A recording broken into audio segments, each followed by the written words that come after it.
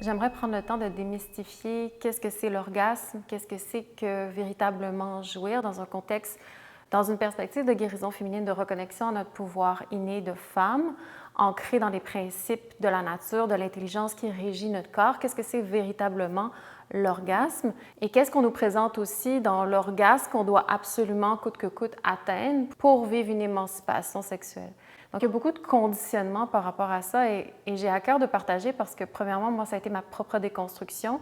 À partir du moment où j'ai commencé à reconnecter à mon corps, à regagner un corps sensible, à reconnecter à mon système nerveux, à ancrer mon bassin de plus en plus dans l'assise de mon corps et à nettoyer et à discerner qu'est-ce qui est une réelle circulation à l'intérieur, d'où viennent en fait les sensations, d'où prennent racine les sensations. Et donc, quand une sensation prend naissance à l'intérieur d'une vitalité, d'un système nerveux fonctionnel, résilient, optimal, ancré, aligné, alors, c'est une toute autre expérience. On part du principe que le système nerveux est surstimulé, vit un stress constamment et perpétuellement, une charge, une pression perpétuelle qu'on a constamment sur nous, faute de savoir comment canaliser notre énergie vitale créatrice sexuelle.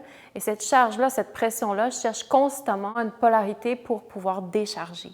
Donc, dans ce principe-là, l'orgasme de notre culture, c'est-à-dire l'orgasme qu'on présente comme étant l'espèce de summum, de la quintessence d'une explosion sexuelle entre deux partenaires, dans un contexte de friction, de sexualité de friction, dans ce conditionnement de la sexualité vraiment de surface, où est-ce qu'on décharge la pression, on décharge notre pression en utilisant l'autre pour décharger le trop-plein de notre système nerveux qui n'est pas capable de s'ancrer de soi à l'intérieur de notre corps. Donc, ce dit orgasme-là, est-ce que c'est vraiment l'aboutissement, le but ultime de ce qu'on cherche vraiment à avoir dans une relation avec un homme? Est-ce que c'est vraiment ce qu'on peut appeler cette plénitude ou ce qui est nommé ou ce qu'on cherche à atteindre derrière l'orgasme? Est-ce que c'est réellement à travers une expérience de la sorte, de ce qui nous est enseigné, inculqué, conditionné à travers la pornographie ou cette espèce de culture généralisée d'émancipation sexuelle de surface? Est-ce que c'est vraiment ce qui nous permet de toucher le cœur de ce que c'est véritablement un orgasme dans ce que moi je découvre en apprenant à reconnecter à mon corps, quand j'apprends à me déposer en moi, à reconnecter à mon corps de femme, son intégralité, c'est-à-dire autant avec les tensions qui sont là à l'intérieur de moi et la racine des tensions et autant les potentiels de désir qui poussent à l'intérieur de moi. Qu'est-ce que véritablement l'orgasme en tant que tel? Et surtout, qu'est-ce que c'est la sexualité? Puis, ce que j'ai découvert, c'est, premièrement, il y a une obsession avec atteindre l'orgasme. Quand on prend le temps de reconnecter à l'essence sacrée de ce que c'est la sexualité, ça n'a rien à voir avec l'orgasme. Ça n'a rien à voir avec l'objectif ultime de toucher à l'orgasme, quand ça vient plutôt d'un mindset ou d'une projection qui est déconnectée d'une sexualité respectueuse, d'une polarité fondamentale des pouvoirs du principe masculin et du principe féminin. Et à la base, quand on parle d'orgasme, on parle de relaxation. On parle de circulation au cœur d'une relaxation. Et quand je parle de relaxation, je ne parle pas de détente de surface, je ne parle pas d'un petit expire de surface, non, d'une relaxation profonde, c'est-à-dire je me dépose dans mon corps, j'apprends à travers le temps à connecter à mon corps, moi, intimement, dans mon individualité, dans mon intimité, à travers une méditation, une pratique de yoga qui me reconnecte à mon corps. J'apprends à cultiver ma propre polarité à travers mon système nerveux, à même mon corps, intimement, avec moi-même. Et je cultive cet espace-là en moi. Et ça, c'est quelque chose que peu de femmes font. C'est quelque chose qui est presque tabou de parler de cultiver son espace pour soi. Tout ce qu'on veut, c'est se dépêcher à décharger à travers l'autre. Mais qu'est-ce qui se passe si j'initie, je prépare le terrain, je cultive un espace à l'intérieur de moi où je peux déjà commencer à connecter à une forme de sexualité à l'intérieur de la polarité de mon système nerveux, à travers une circulation, si vous préférez changer le mot sexualité pour circulation. Mais vraiment, ça part d'un espace où on se connaît. Donc, la circulation, c'est la connaissance de soi, c'est la vérité de qui on est, de ce qu'on vit, de ce qu'on ressent, de ce qui bouge à l'intérieur de nous, de ce qui se passe, de ce qui traverse notre corps de femme, notre expérience humaine, et d'être en relation avec l'intégralité, la sincérité de ce qui bouge à l'intérieur de soi. Et c'est pas toujours extatique, qu'est-ce qui se passe à l'intérieur de nous. Quand on apprend à descendre vraiment à l'intérieur de soi, il y a beaucoup d'énergie refoulée, il y a beaucoup de pulsions incomprises, il y a beaucoup de colère, il y a beaucoup de choses qui sont réprimées beaucoup d'énergies qui sont distordues, qu'il faut démêler, comprendre, beaucoup d'entités, de fantasmes, de fétiches, beaucoup de choses qui sont dans le chemin, qui ne sont pas à juger ou à condamner, mais du moins avoir un espace dans lequel on peut connecter pour avoir une relation consciente avec ce qui nous habite en dessous. Donc, avant de parler de sexualité avec un autre partenaire, avec un homme, pour moi, c'est d'abord avec soi-même de créer un espace. La femme est un réceptacle. La femme est un espace d'accueil. Donc, à l'intérieur de notre vagin, de notre womb, de notre corps, on reçoit l'autre. Donc, qu'est-ce qui se passe si ce corps-là, cet espace-là, il n'est pas disponible? Si on est rempli de stress, d'anxiété, rempli d'empreintes de passé, rempli de tout notre bagage, de toute notre histoire qu'on n'a pas digérée, notre espace, alors, il n'est pas disponible. Donc, ça commence par se permettre d'avoir cet espace-là puis de le cultiver. À partir de là, on peut éventuellement engager avec un homme, un principe masculin dans lequel il y a une connexion. Il y a une relation constante avec laquelle on veut bâtir quelque chose, donc une connexion.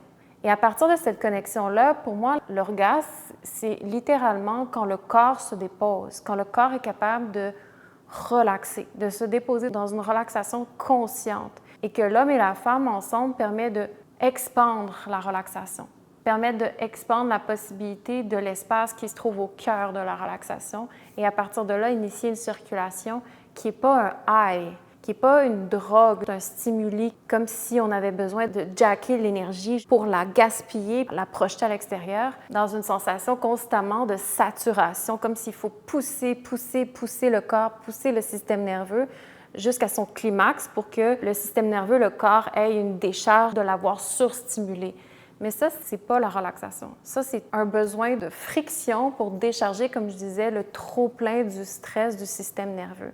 Donc, quand on est rendu à identifier la sexualité à un acte de décharge du trop-plein, on est très, très loin de connecter à une relaxation consciente. On est très, très loin d'ouvrir un espace d'accueil dans lequel on peut ressentir l'autre, recevoir l'autre, laisser entrer l'autre, s'ouvrir à l'autre, se donner à l'autre dans un espace de relaxation où est-ce que on est supposé, dans cette union-là, apprendre à se connaître plus profondément. Donc, le but de la sexualité, c'est pas la décharge du trop-plein parce qu'on n'est pas capable de prendre soin de notre propre espace à nous d'abord, en utilisant l'autre pour aller décharger ce trop-plein-là qu'on n'arrive pas à faire nous-mêmes dans un entretien quotidien à travers méditation, yoga, etc., reconnexion à son corps. Mais plutôt un espace où est-ce que ce que j'apprends à cultiver de moi dans mon intimité, dans justement ce que je venais de dire, dans la méditation, dans la connexion à soi, je peux aller découvrir quelque chose de nouveau à partir de cet espace-là quand je le mets en relation avec une personne avec qui je suis alignée. Donc, ça permet d'ouvrir des espaces inconnus à soi au cœur de la relaxation. Ça permet de découvrir notre énergie créatrice dans une polarité alignée, dans des dimensions beaucoup plus profondes qu'on ne pourrait pas toucher seul avec nous-mêmes.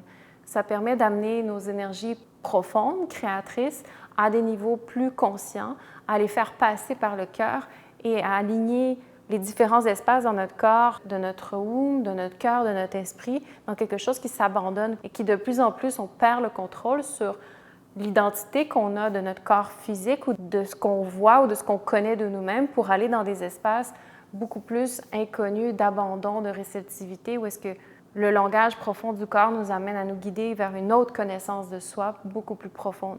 Et le but de la rencontre de la sexualité, des rencontres sexuelles, des connexions sexuelles, c'est j'en ressors grandi, j'en ressors nourri, parce que j'ai donné quelque chose et on m'a transmis quelque chose. Donc, c'est un échange qui est, disons, positif énergétiquement. Donc, c'est pas un échange où est-ce que je me suis vidée et l'autre s'est vidé et qu'on s'est utilisé pour décharger le trop-plein en complémentarité. Donc, ça n'a rien à voir. On parle de deux choses complètement différentes. Et il y a vraiment un conditionnement très, très, très, très fort, très intense, très profondément inculqué à l'intérieur de nous, comme quoi la sexualité, c'est vraiment cette espèce de forme de pornographie où on est presque toutes chacune les porn stars de notre vie à travers des sexualités, même s'ils ont le camouflage de quelque chose de plus doux, de quelque chose de plus romantique, etc. Reste que les fondations sur lesquelles on initie la sexualité, c'est ça. C'est vraiment de se permettre de décharger ce trop-plein-là au plus profond de nous, ces énergies-là réprimées en nous, toute cette charge-là qu'on n'arrive pas à grounder et à ancrer, qui sont là dans notre corps et qui nous habitent, qui sont toute cette toxicité-là ou ce trop-plein-là non digéré en nous-mêmes. Donc, ça devient vraiment une sexualité de compensation où l'homme et la femme s'utilisent plutôt que l'homme et la femme se permettent de grandir. Et ça me fâche beaucoup parce qu'on vit vraiment dans un monde où est-ce que on ne sait rien de la sexualité et on se fait vraiment donner comme direction d'aller dans ce sens-là pour apprendre à être en relation avec la vie, le monde, les gens, les hommes, etc. On nous dit c'est par là, c'est comme ça la sexualité et tout le monde doit aller dans cette direction-là puis expérimenter ces espaces les plus intimes, les plus sacrés dans un contexte que je nommais plus tôt. Puis ça me fâche parce qu'on bafoue ce qu'il y a de plus sacré en nous. On n'apprend pas du tout à reconnecter à soi. Au contraire, ce que ça fait, c'est que ça nous éloigne de plus en plus de qui on est. Et cet espace-là sacré qu'on porte, notre espace dans notre womb, il est de plus en plus utilisé. Et à chaque fois qu'on l'utilise, on perd de sa qualité, on perd de sa vitalité, on perd de son potentiel énergétique, on perd de son potentiel créatif et de manifestation. Donc, à partir de là, qu'est-ce que c'est vraiment qu'on parle de jouir? Pour moi, jouir, c'est quand on apprend d'abord à reconnecter à soi, qu'on apprend à être dans son corps, à se connaître dans nos dimensions à la fois profondes et de surface, qu'on apprend à ramener toutes les parties de nous, toutes les énergies de nous, toutes les facettes de qui on est, toutes ces parties-là qui comprennent notre expérience humaine, qu'on arrête de les réprimer, qu'on apprend à entrer en relation consciente avec et à les harmoniser dans un tout cohérent, et qu'on peut apprendre à s'incarner dans notre corps en embrassant tout ça à l'intérieur de nous. Et cette expérience-là, c'est une expérience de jouissance. Pour moi, jouir, ça veut dire je suis constamment en relation intègre avec qui je suis et je permets toujours de laisser le courant de vie passer à travers moi dans une harmonie de toutes les parties de qui je suis, de mes zones d'ombre, de mes dark sides, jusqu'aux espaces plus de surface de ma personnalité, etc. Tout ça fait partie de qui je suis. Je ne condamne rien de ce qui est là à l'intérieur de moi. Au contraire, je veux une relation consciente avec toutes ces parties-là et je veux chaque jour m'incarner toujours plus dans qui je suis dans cette vie. Et ça, pour moi, ça s'appelle jouir. Pour moi, ça, c'est la jouissance. C'est-à-dire, il n'y a plus rien que je laisse de côté en moi, il n'y a plus rien que je réprime. Et j'apprends à être entière dans qui je suis, j'apprends à m'incarner. Et à partir de là, la jouissance, l'orgasme, c'est tous des mots qui ont une connotation qui sont vraiment reliés au monde de la pornographie. Quand en fait, tout ça, on parle juste littéralement de circulation, d'incarnation, d'embrasser qui on est, d'incarner qui on est, de se déposer en soi. On parle de circulation dans une relaxation. Donc ça, on est vraiment dans un autre paradigme, on est vraiment dans un autre univers et personne ne présente cet univers-là, personne nous transmet cette porte-là de relaxation et comment laisser doucement une circulation émerger, surtout quand toute notre vie, on s'est tendu, toute notre vie, on a dédié, on a investi notre énergie sexuelle dans une forme de sexualité, de friction. Donc là, il faut déconstruire énormément de choses, énormément de mindset, énormément de choses qu'on a laissées imprégner à l'intérieur de nous, qui nous a vraiment dicté la forme de la sexualité. Il faut complètement déconstruire ça et ça prend son temps parce que c'est profondément vicieux à l'intérieur de nous. Où est-ce qu'il faut avoir une performance, il faut avoir le contrôle, il faut avoir les bons gestes, la bonne réponse pour vraiment créer toujours le trigger dans l'autre. Donc, c'est vraiment un processus où tout mon être est conditionné à aller voler l'énergie de l'autre et utiliser l'autre pour décharger mon trop-plein. Donc, on vit dans un autre univers qui manque de respect profondément à notre humanité, à ce qu'il y a de plus beau, et notre énergie sexuelle, c'est ce qu'on a de plus précieux. Donc, à partir de ça, quand on comprend que cette énergie-là, c'est ce qu'on a de plus précieux, c'est ce qui nous amène à manifester nos désirs les plus profonds, nos désirs fondamentaux, on commence à prendre un recul et à se dire, OK, comment je peux regarder les choses autrement? Comment je peux peut-être étudier qu'est-ce que c'est cette énergie-là sexuelle en moi? Qu'est-ce que c'est véritablement la sexualité? Comment je l'ai utilisée, la sexualité, jusqu'à maintenant? Qu'est-ce que j'ai fait avec mon corps, mon vagin, mon womb, mon énergie sexuelle jusqu'à maintenant? Est-ce que j'ai eu multiples partenaires? Comment je l'ai destiné? De quelle façon, dans quel but et pourquoi? Et juste de se laisser un espace pour considérer comment la sexualité, telle qu'on l'entend aujourd'hui, c'est plus une drogue qu'en fait un tremplin pour reconnecter à qui on est et apprendre à toucher plus profondément à une réalisation de soi puis une actualisation de soi. Donc, l'invitation que je vous lance, c'est de vraiment créer un espace parce que quand on est addict au sexe, quand notre sexualité a toujours été le but d'avoir un orgasme coûte que coûte, et que même qu'on est rendu, qu'on se rend même plus compte que c'est juste quelque chose de fake dans notre corps, c'est juste une surstimulation, c'est juste une sensation de high qu'on provoque et qu'on s'auto-génère pour donner un semblant à l'autre que quelque chose se passe, etc. Quand même ça, on n'est même plus capable de voir qu'on crée ça pour soi-même, que c'est un mensonge et qu'on bafoue quelque chose qui veut se découvrir de beaucoup plus profond. Alors peut-être qu'il y a une invitation à se dire, OK, bien c'est quoi le but de tout ça au final? Où est-ce que ça m'amène véritablement? Est-ce que ça m'amène à l'espace que j'ai vraiment envie de toucher pour moi dans ma vie? Peut-être pas nécessairement. Et si c'est le cas, peut-être que ça mérite de creuser, peut-être que ça mérite de prendre un espace, peut-être que ça mérite de prendre une pause au niveau de la sexualité telle qu'on l'utilise, on la vit en ce moment, puis de prendre ce recul-là pour voir autrement les choses. Qu'au sein de notre corps, il y a une intelligence innée qui régit la circulation vitale au sein de notre système nerveux à travers les différents centres énergétiques, le long de la colonne vertébrale du système nerveux, entre notre womb, notre vagin et le système nerveux central, notre esprit, et que ça, c'est quelque chose qui, même si, autant que ce soit simple, c'est quelque chose de très vulnérable, de très sensible, qui demande de décongestionner le corps, d'apprendre à comprendre l'intelligence du corps, comment le corps fonctionne, comment notre énergie vitale circule, comment notre énergie arrête de circuler, comment les tensions bloquent l'énergie.